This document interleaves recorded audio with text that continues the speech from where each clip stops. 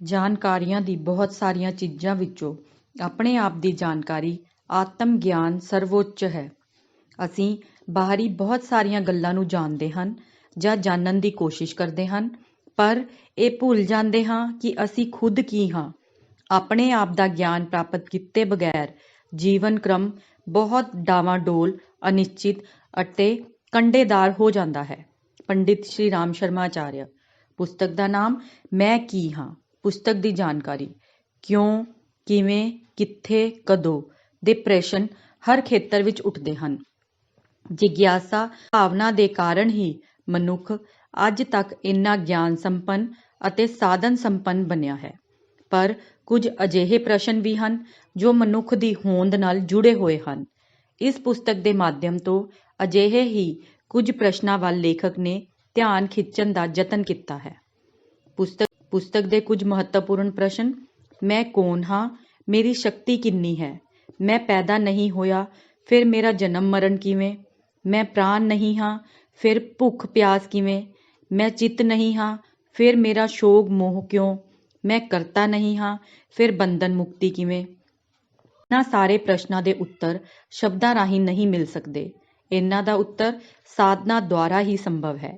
ਇਸ ਪੁਸਤਕ ਵਿੱਚ ਅਜਿਹੀ ਵਿਲੱਖਣ ਸਾਧਨਾ ਅਭਿਆਸ ਰਾਹੀਂ ਮਨੁੱਖ ਨੂੰ ਉਸਦੇ ਵਾਸਤਵਿਕ ਸਰੂਪ ਦਾ ਆਸਾਨ ਢੰਗ ਤੋਂ ਬੋਧ ਕਰਵਾਉਣ ਅਤੇ ਸਰੀਰ ਭਾਵ ਤੋਂ ਆਤਮ ਵੱਲ ਲੈ ਜਾਣ ਦਾ ਬੋਧ ਕਰਾਉਣ ਦਾ ਯਤਨ ਕੀਤਾ ਗਿਆ ਹੈ। ਇਹ ਪੁਸਤਕ ਅਧਿਆਤਮਿਕ ਮਾਰਗ ਤੇ ਚੱਲਣ ਵਾਲਿਆਂ ਦਾ ਮਾਰਗਦਰਸ਼ਨ ਕਰੇਗੀ। ਪੁਸਤਕ ਦੇ ਕੁਝ ਅੰਸ਼। ਆਪਣੇ ਸੰਬੰਧ ਵਿੱਚ ਪੂਰੀ ਜਾਣਕਾਰੀ ਪ੍ਰਾਪਤ ਕਰ ਲੈਣ ਤੇ ਬਾਅਦ ਕੁਝ ਜਾਣਨਾ ਬਾਕੀ ਨਹੀਂ ਰਹਿੰਦਾ। ਜੀਵ ਅਸਲ ਵਿੱਚ ਈਸ਼ਵਰ ਹੀ ਹੈ। ਉਸਦੇ ਅੰਦਰ ਬੇਸ਼ਕੀ ਖਜ਼ਾਨਾ ਭਰਿਆ ਹੋਇਆ ਹੈ। ਉਹ ਸ਼ਕਤੀ ਦਾ ਕੇਂਦਰ ਹੈ ਅਤੇ ਇੰਨਾ ਜ਼ਿਆਦਾ ਹੈ ਜਿਸ ਦੀ ਅਸੀਂ ਕਲਪਨਾ ਨਹੀਂ ਕਰ ਸਕਦੇ। ਕਿਹੜਾ ਸਮਾਂ ਹੈ? ਮੇਰੇ ਮਿੱਤਰ ਕੌਣ ਹਨ? ਦੁਸ਼ਮਣ ਕੌਣ ਹਨ? ਕਿਹੜਾ ਦੇਸ਼ ਹੈ? ਮੇਰੀ ਆਮਦਨ ਖਰਚ ਕੀ ਹੈ? ਮੈਂ ਕੀ ਹਾਂ? ਮੇਰੀ ਸ਼ਕਤੀ ਕਿੰਨੀ ਹੈ? ਬਗੈਰ ਗੱਲਾਂ ਦਾ ਬਰਾਬਰ ਵਿਚਾਰ ਕਰਦੇ ਰਹੋ। ਸਾਰੇ ਵਿਚਾਰਕਾਂ ਨੇ ਗਿਆਨ ਦਾ ਇੱਕ ਹੀ ਸਰੂਪ ਦੱਸਿਆ ਹੈ, ਉਹ ਹੈ ਆਤਮਬੋਧ। ਸਰੀਰ ਦੀ ਉਪੇਖਿਆ ਨਾ ਕਰੋ। ਸਰੀਰ ਆਤਮਾ ਦਾ ਪਵਿੱਤਰ ਮੰਦਰ ਹੈ। ਉਸਦੀ ਹਰ ਤਰ੍ਹਾਂ ਤੋਂ ਰੱਖਿਆ ਕਰਨਾ ਅਤੇ ਸਾਖ ਬਣਾਈ ਰੱਖਣਾ ਤੁਹਾਡਾ ਪਵਿੱਤਰ ਫਰਜ਼ ਹੈ। ਸਰੀਰ ਤੋਂ ਇੰਦਰੀਆਂ ਤੋਂ ਪਰੇ ਮਨ ਹੈ ਅਤੇ ਮਨ ਤੋਂ ਪਰੇ ਬੁੱਧੀ ਹੈ। ਬੁੱਧੀ ਤੋਂ ਪਰੇ ਆਤਮਾ ਹੈ। ਆਤਮਾ ਤੱਕ ਪਹੁੰਚਣ ਦੇ ਲਈ ਹੌਲੀ ਹੌਲੀ ਪੌੜੀਆਂ ਚੜ੍ਹਨੀਆਂ ਪੈਣਗੀਆਂ। ਇਹਨਾਂ ਸਾਰੇ ਸਰੀਰ ਮੇਰੇ ਹਨ ਜਿਨ੍ਹਾਂ ਵਿੱਚ ਇੱਕ ਹੀ ਚੇਤਨਾ ਓਤ-ਪ੍ਰੋਤ ਹੋ ਰਹੀ ਹੈ। ਜਿਨ੍ਹਾਂ ਭੌਤਿਕ ਚੀਜ਼ਾਂ ਤੱਕ ਤੁਸੀਂ ਆਪਣੇ ਆਪ ਨੂੰ ਸੀਮਿਤ ਰੱਖ ਰਹੇ ਹੋ, ਹੁਣ ਉਹਨਾਂ ਤੋਂ ਬਹੁਤ ਅੱਗੇ ਵਧਣਾ ਹੋਵੇਗਾ ਅਤੇ ਸੋਚਣਾ ਹੋਵੇਗਾ ਕਿ ਇਸ ਸੰਸਾਰ ਵਿੱਚ ਸਾਗਰ ਦੀਆਂ ਕੁਝ ਬੂੰਦਾਂ ਹੀ ਮੇਰੀਆਂ ਹਨ। ਇਹ ਮਾਨਸਿਕ ਭਰਮ ਹੈ। ਮੈਂ ਇੰਨਾ ਵੱਡਾ ਕੱਪੜਾ ਪਹਿਨਿਆ ਹੋਇਆ ਹੈ ਜਿਸ ਵਿੱਚ ਸਾਰਾ ਸੰਸਾਰ ਢਕਿਆ ਹੋਇਆ ਹੈ। ਇਹੋ ਆਤਮ ਸਰੀਰ ਦਾ ਵਿਸਥਾਰ ਹੈ।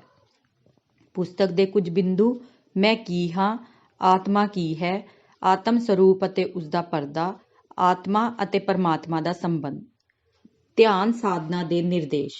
ਮੇਰੀਆਂ ਭੌਤਿਕ ਵਸਤੂਆਂ ਮਹਾਨ ਭੌਤਿਕ ਤੱਤਾਂ ਦੀ ਇੱਕ ਪਲ ਦੀ ਝਾਂਕੀ ਹੈ। ਮੇਰੀ ਮਾਨਸਿਕ ਚੀਜ਼ਾਂ ਅਟੁੱਟ ਮਾਨਸ ਤੱਤ ਦਾ ਇੱਕ ਭਾਗ ਹਨ। ਭੌਤਿਕ ਅਤੇ ਮਾਨਸਿਕ ਤੱਤ ਨਿਰਵਿਘਨ ਵਹਿ ਰਹੇ ਹਨ, ਇਸ ਲਈ ਮੇਰੀਆਂ ਵਸਤੂਆਂ ਦਾ ਦਾਇਰਾ ਸੀਮਿਤ ਨਹੀਂ ਹੈ। ਅਵਿਨਾਸ਼ੀ ਆਤਮਾ ਪਰਮਾਤਮਾ ਦਾ ਅੰਸ਼ ਹੈ ਅਤੇ ਆਪਣੇ ਸ਼ੁੱਧ ਰੂਪ ਵਿੱਚ ਉਹ ਪਰਮਾਤਮਾ ਹੀ ਹੈ। ਮੈਂ ਸ਼ੁੱਧ ਹੋ ਗਿਆ ਹਾਂ। ਆਤਮਾ ਪਰਮਾਤਮਾ ਦੀ ਏਕਤਾ ਨੂੰ ਅਨੁਭਵ ਕਰ ਰਿਹਾ ਹਾਂ। ਮੈਂ ਸੱਤਾ ਹਾਂ। ਮਨ ਮੇਰੇ ਪ੍ਰਗਟ ਹੋਣ ਦਾ ਮਾਧਿਅਮ ਹੈ। ਮੈਂ ਮਨ ਤੋਂ ਭਿੰਨ ਹਾਂ, ਉਸਦੀ ਸੱਤਾ ਤੇ ਆਧਾਰਿਤ ਨਹੀਂ ਹਾਂ।